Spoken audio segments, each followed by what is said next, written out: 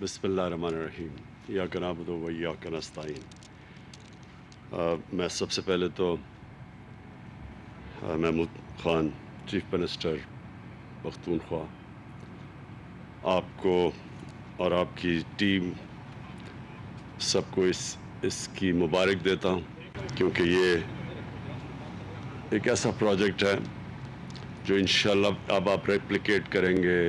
जो low cost housing, मतलब ये कि वो तबका जो कि ख़ुद जिसके पास कभी इतना पैसा नहीं था कि कैश दे के घर बना ले, उसके लिए पहली दफ़ा एक कोशिश हो रही है सारे पाकिस्तान में कि उनके वो भी अपने घर में रह सके।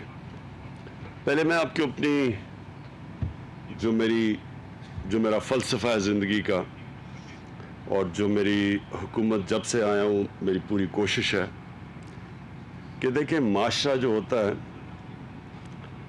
उसकी पहचान अमीर लोगों के बड़े बड़े घरों में, पैसे वाले लोगों की सोसाइटीज़ या जिधर वो रहते हैं, कभी भी एक माशरे की ये पहचान नहीं होती कि उसके अमीर लोग कैसे रहते हैं। माशरे की पहचान तब होती है कि उसका कमज़ोर तबका कैसे रहता है। और जो माशरा अपने कमज़ोर गरीब तबके का ध्यान नहीं रख सकता, दुनिया की तारीख़ में वो माशरा ऊपर नहीं गया। जो हमारे और दुनिया के सबसे अजीम लीडर नबी सल्लल्लाहु अलैहि वसल्लम, उन्होंने जो इनकलाब, दुनिया की तारीख़ का सबसे बड़ा इनकलाब आया था, जो उन्होंने मदीना की रियासत को एक मॉडल बना के उसके ऊपर एक दुनिया की तारीख़ का इनकलाब लेके आए थे। उसका बुनियादी फ़लसफ़ा ये था कि एक माशरे ने एहसास की अपने उस तबके की जो कि कमज़ोर था, जो गरीब था, माजूर थे, बेवा थे, यतीम थे। ये कभी पहले ऐसा नहीं हुआ कि एक रियासत ने फैसला किया कि सबसे पहले पैसा हो या ना हो, इन लोगों को, इस तबके को हमने ऊपर उठाना है। और उसका दूसरा पहलू, उसी बुनियाद रखी गई थी उस माशरे की, कानून की बालादस्ती के लिए। कानून की बालादस्ती का मैं बार बार मतलब समझाना चाहता हूँ, जो भी हमारे पाकिस्तान में नहीं लोगों को समझ आ रही। कानून की बालादस्ती का मतलब ये होता है कि ताकतवर को कानून के नीचे लेके आना, क्योंकि कमज़ोर तो बेचारा वैसे ही, उसको तो कानून की इसलिए ज़रूरत होती है, उसको तहफ़्फ़ुज़ चाहिए ताकतवर से। लेकिन जो ताकतवर है वो हमेशा अपने आप को कानून के ऊपर रखता है। वो समझता है उसके लिए प्रिविलेजेस होनी चाहिए, वो डाके भी मारे तो उसको कानून को पकड़ना नहीं चाहिए। और जो भी, जिसको बनाना रिपब्लिक कहते हैं, बनाना रिपब्लिक वो होती है जिधर वो माशरा ताकतवर डाकुओं के लिए एक अलहदा कानून रखता है और कमज़ोर के लिए दूसरा रखता है। तो ये दो चीज़ें होती हैं।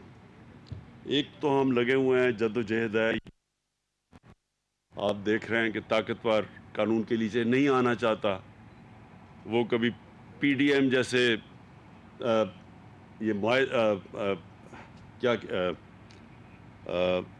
तंजीमें बनाता है, या पीडीएम जैसी अलायंसेस करता है।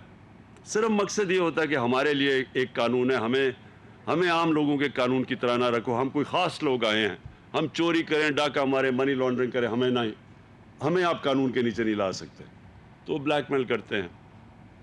उसी तरह शुगर माफिया है, लोगों को, बेचारों को महंगी चीनी, गुर्बत पैदा करके, कीमतें बढ़ा के और पैसा बनाते हैं, और फिर ना वो टैक्स देते हैं, ना वो उनके ऊपर कुछ करें तो वो फिर वो भी कहते हैं कि हम कोई ख़ास लोग हैं। और इस तरह सारी जगह ऐसे माफिया बैठे हुए हैं।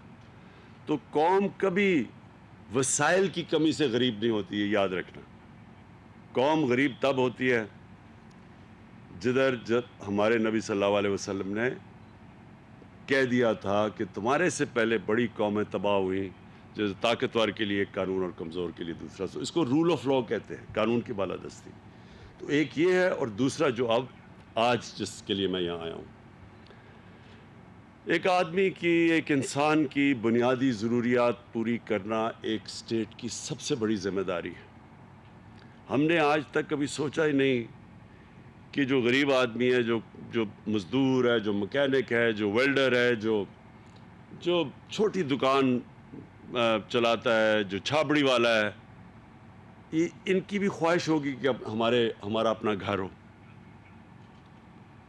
سب سے بڑی چیز ہوتی ہے کہ میں چلے سارا دن محنت کرتا ہوں، جو بھی کرتا ہوں، شام کو ایک ایسی جگہ پہ جاؤں جو میرا گھر ہو۔ یہ سارے انسانوں کے اندر سب سے بڑی خواہش ہوتی ہے، اور سب سے بڑی ایک انسان کو انسیکیورٹی، یعنی ایک خوف ہوتا ہے سب سے بڑا، کہ میرے اور میری بیوی بچوں کے سر پہ چھت نہ ہو۔ یہ سب سے بڑا خوف ہوتا ہے۔ کوئی اندازہ نہیں لگا سکتا کہ جب کوئی برا وقت آتا ہے، مثلا زلزلہ آتا ہے، سیلاب آتے ہیں، اور جس طرح پختونخوا میں قبائلی علاقے کے اندر جب وہ جنگ ہوئی تو ایک دم لوگوں کو سب کچھ چھوڑ کے نکلنا پڑا، اور ایک دم وہ کیمپس میں چلے گئے۔ یہ جلو زئی میں بھی افغان بیچارے جب وہاں سے آئے تھے مشکل وقت میں، وہ بھی یہاں رہتے تھے، لیکن وہ تو پھر بھی وہ ان کے سر پہ چھت تھی۔ لیکن یہ جو خوف ہے، یہ سب سے بڑا خوف ہوتا ہے، اور ہمارے کبھی بھی کسی حکومت نے یہ سوچا ہی نہیں کہ وہ بیچارے ان لوگوں کے لیے ہم کیا کریں۔ تو یہ پاکستان کی تاریخ میں پہلی دفعہ ہو رہا ہے۔ ایک جو پرائم منسٹر جنیجو تھے، انہوں نے کوشش کی، وہ فیل ہو گئی تھی ان کی اسکیم، کیونکہ انہوں نے جدھر گھر بنا دی ادھر لوگ رہنا ہی نہیں چاہتے تھے۔ ہم جو یہ اسکیم لے کے آ رہے ہیں لو کاسٹ ہاؤسنگ کی، پہلے ہم نے پوری سروے کی ہوئی ہے، رجسٹر کیا ہوا ہے، ہمارے پاس رجسٹرڈ ہیں لوگ جو کہ گھر، ایک چھت چاہتے ہیں، ایک گھر چاہتے ہیں۔ تو اس کے بعد پھر ہم نے ادھر سے شروع کیا۔ اب ظاہر ہے گورنمنٹ کے پاس تو پیسے نہیں کہ ہر آدمی کو گھر بنا کے دے دیں۔ کوئی بھی دنیا میں گورنمنٹ یہ نہیں کر سکتی۔ امیر ترین ملک بھی اپنے سارے شہریوں کو گھر نہیں دے سکتے۔ لہٰذا اس کا ایک ہی طریقہ ہے جو دنیا نے ایک کامیاب ماڈل بنا ہوا ہے، وہ یہ کہ بینکوں کو کہیں کہ قرضے دیں لوگوں کو اپنے گھر بنانے کے لیے۔ تو یہ جو اسکیم آئی ہے، اس میں کیا ہوگا کہ ہم نے پوری کوشش کی ہے کہ سستے گھر بنے، گورنمنٹ کی زمین پہ بنے، کیونکہ اگر زمین بھی خریدنی پڑے اس کی قیمت بہت اوپر چلی جائے۔ اس کے بعد فیڈرل گورنمنٹ ہم ہر گھر کے اوپر 3 لاکھ روپے دے رہے ہیں، کہ اگر گھر کی قیمت 25 لاکھ ہے تو وہ نیچے آ کے 22 لاکھ ہو جائے۔ وہ کیوں ضروری ہے نیچے لانی؟ کیونکہ پھر قسطیں، جو ایک آدمی کرائے کی قسطیں دیتا ہے گھر میں رہنے کے لیے، وہی قسطیں وہ دے کے بینک کو، تو اس کا اپنا گھر بن جاتا ہے۔ تو ہم چاہتے تھے کہ اس کی قسط نیچے آئے مہینے کی، کیونکہ جتنا گھر کا پورا کاسٹ نیچے آئے گا تو اتنی اس کی مہینے کی کم قسط دینی پڑے گی۔ لہٰذا حکومت نے 3 لاکھ روپیہ دیا ہر گھر کے اوپر، اور پھر جو کہ ہمارا نیا پاکستان ہاؤسنگ ہے، وہ اس کے ساتھ مل کے یہ کر رہے ہیں، پروونشل گورنمنٹ، پختونخوا کی گورنمنٹ اور نیا پاکستان ہاؤسنگ مل کے یہ کر رہے ہیں، اس لیے 3 لاکھ روپیہ ہر گھر پہ سبسڈی مل رہی ہے۔ اس کے بعد ہم نے بینکوں سے، ہماری گورنمنٹ نے بینکوں سے معاہدے کیے ہوئے ہیں کہ صرف ایک 5 مرلے کے گھر پہ یا کتنا انٹرسٹ، 3% صرف مارک اپ یعنی سود دینا پڑے گا، تو تاکہ آسان ہو، قسط زیادہ نہ ہو مہینے کی۔ اور انشاءاللہ یہ جب شروع ہو جائے، اب باقی سارے ہم پختونخوا میں اور بھی جگہ ڈھونڈ رہے ہیں، جس طرح کہا اس کی ابھی ہمیں پورا، یہ تو پہلی اس کی سٹیج ہے، پہلا فیز ہے، یہ اور بڑھتے جائیں گے۔ یہ سارا علاقے میں کتنا ٹوٹل آپ کا علاقہ ہے؟ 9,000 کنال، 9,800 کنال۔ سو یہ پہلے فیز پہ بنیں گے، اور پھر سارے علاقے کے اندر۔ اور یہ بھی آپ نے اچھا کیا کہ آپ 4 فلورز اوپر لے کے جائیں گے۔ دیکھیں یہ بھی بہت ضروری ہے ہماری قوم کو سمجھنا کہ ہماری آبادی بڑھتی جا رہی ہے، اور ہمارے شہر پھیلتے جا رہے ہیں، اور جس طرح شہر پھیلتے جائیں گے ہمیں پرابلم آئے گا فوڈ سیکیورٹی کا. ہمیں مسئلہ آنے والا ہے کہ ہماری جو زمین ہے جس پہ ہم کاشت کرتے ہیں، اناج اگاتے ہیں، وہ کم ہوتی جا رہی ہے کیونکہ شہر پھیلتے جا رہے ہیں. اس لیے ساری دنیا میں انہوں نے اس کا طریقہ ایسے نکالا تھا کہ وہ اوپر جانا شروع ہو گئے، بجائے یہ کہ ادھر پھیلیں وہ ہائی رائزز کی طرف جائیں، اونچی بلڈنگز کی طرف جائیں. تو اس کی ہمیں عادت ڈالنی پڑے گی. کئی لوگوں کو ابھی تک عادت نہیں ہے لیکن یہ ڈالنی پڑے گی کیونکہ وقت کی ضرورت ہے. ہم اور زمین اپنی نہیں اس صرف ہاؤسنگ کے لیے استعمال کر سکتے. ہم نے اپنی ساری عوام کو ان کو کھانا بھی دینا ہے، ان کی فوڈ سیکیورٹی کا بھی دھیان رکھنا ہے. تو انشاءاللہ یہ جو ہماری اسکیم ہے یہ اب چل پڑی ہے. میں پھر سے کہتا ہوں دیر اس لیے لگی کیونکہ بینک پیسے دینے کے لیے تیار نہیں تھے، اب تک قرضے دینے کے لیے نہیں تیار تھے. بینک کیوں نہیں تیار تھے؟ کیونکہ ایک قانون تھا، پھنسا ہوا تھا، پتہ نہیں 11-12 سالوں سے پھنسا ہوا تھا عدالتوں میں، جس کو کہتے ہیں فور کلوجر لا. فور کلوجر کا مطلب کہ اگر بینک جب تک ان کو یہ ایشورٹی نہ ہو کہ اگر وہ قسط نہیں دیتا تو وہ اس کے خلاف ایکشن نہیں لے سکتے، تو ان کے تو پیسے پھنس جانے تھے. تو اس لیے بینک پیسے نہیں دیتے تھے. اب یہ قانون آ گیا، اب بینکس کو پروٹیکشن مل گئی ہے، اس لیے اب بینک سامنے آ رہے ہیں. میں یہ ضرور کہوں گا کہ ابھی بینکس کو عادت نہیں پڑی اس چیز کی، ان کو ابھی چھوٹے لوگوں کو قرضے دینے کی ان کو عادت نہیں ہے. اور میں سارے بینکس کے ہیڈز کو بار بار کہتا ہوں کہ اپنے ٹرین کرے اپنے سٹاف کو کہ جب ایک غریب آدمی آتا ہے تو اس کو کیسے سروس کرنا ہے انہوں نے. اس کی وجہ سے ابھی بھی سلو ہے ہماری جو سارے پاکستان میں اسکیم چل رہی ہے. لیکن یہ جو اسکیم ہے اس کے لیے آسانی اس لیے ہے کیونکہ آپ کے پاس تو زیادہ لوگ آ چکے ہیں، تو آپ تو پھر قرعہ اندازی کریں گے ان کو دینے کے لیے جو لوگ اپلائی کر رہے ہیں. ہماری جو کوشش ہے کہ ہمارے جو عام لوگ ہیں، جو ہمارے غریب لوگ ہیں، ان کو یہ حکومت پوری پروٹیکشن دے. میں آج پختونخوا حکومت کو خاص طور پہ خراج تحسین بھی پیش کرتا ہوں، مبارک بھی دیتا ہوں کہ انہوں نے جو ہیلتھ کارڈ دیا، جو ہیلتھ انشورنس ہے، آپ کو پتہ نہیں اس چیز کا علم ہے یا نہیں، امیر ترین ملک بھی سارے شہریوں کو ہیلتھ انشورنس نہیں دے سکتے. یہ بہت بڑی آپ نے سٹیپ اٹھایا ہے، اور کیونکہ اس سے اللہ سب سے زیادہ خوش ہوتا ہے. اللہ تو خوش ہوتا ہے جب آپ اس کی مخلوق کی مدد کریں، اور خاص طور پہ دکھی انسانیت کی. جب ایک گھر کے اندر بیماری ہو اور ان کے پاس پیسہ نہ ہو، اس سے بھی بڑی بے بسی نہیں ہوتی لوگوں کے اوپر. شوکت خانم میں نے اس لیے بنایا تھا کہ کینسر کا بڑا مہنگا علاج تھا، تو غریب آدمی کے گھر کینسر ہو جائے وہ تو بیچارہ مقروض ہو جاتا تھا، سب کچھ بیچ دیتا تھا اور پھر بھی علاج نہیں کروا سکتا تھا.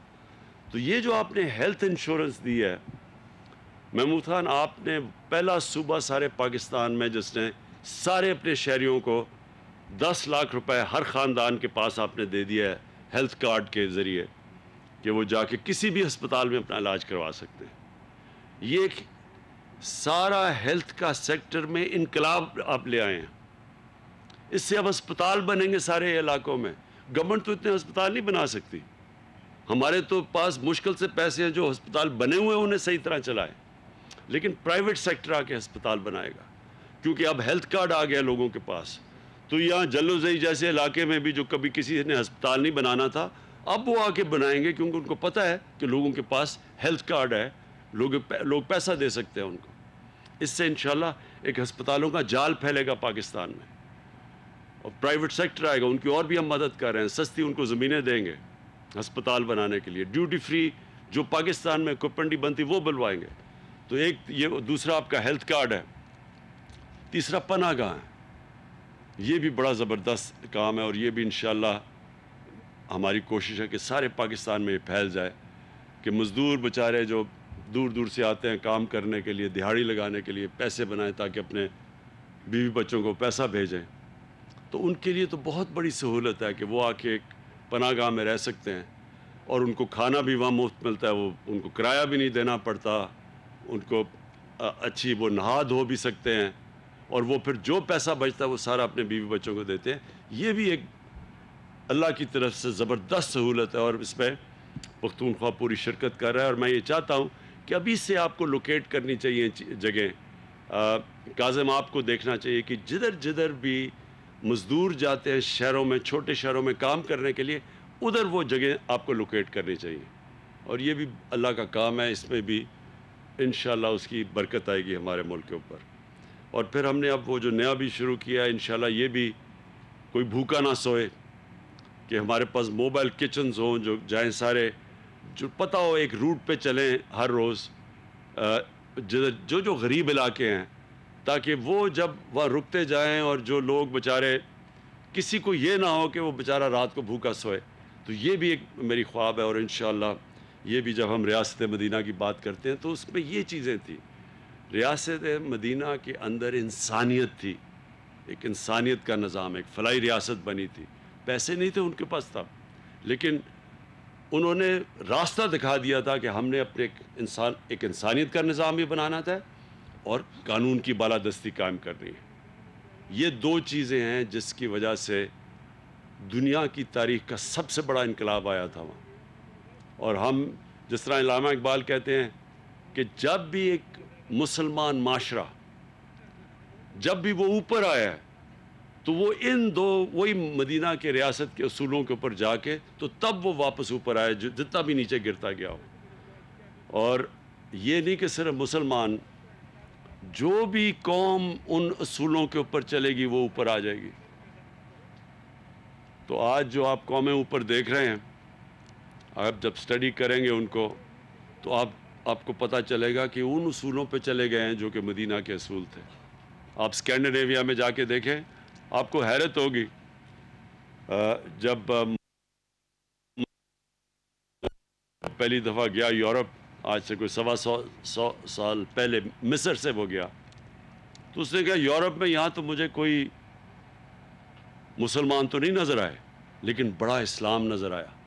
اور جب واپس مصر گیا کہتا مسلمان تو بہت ہیں، بہت کم اسلام ہے. تو اللہ کے نے تو اصول بنائے ہوئے ہیں، جو اصولوں پہ چلے گا اللہ کی برکت بھی آئے گی اس قوم پہ، اس قوم کو عزت بھی ملے گی. تو میں آج آپ کو مبارک دیتا ہوں پھر سے، یہ جو آپ نے بہت زبردست جلوزئی میں انیشیٹو کیا ہے. شکریہ.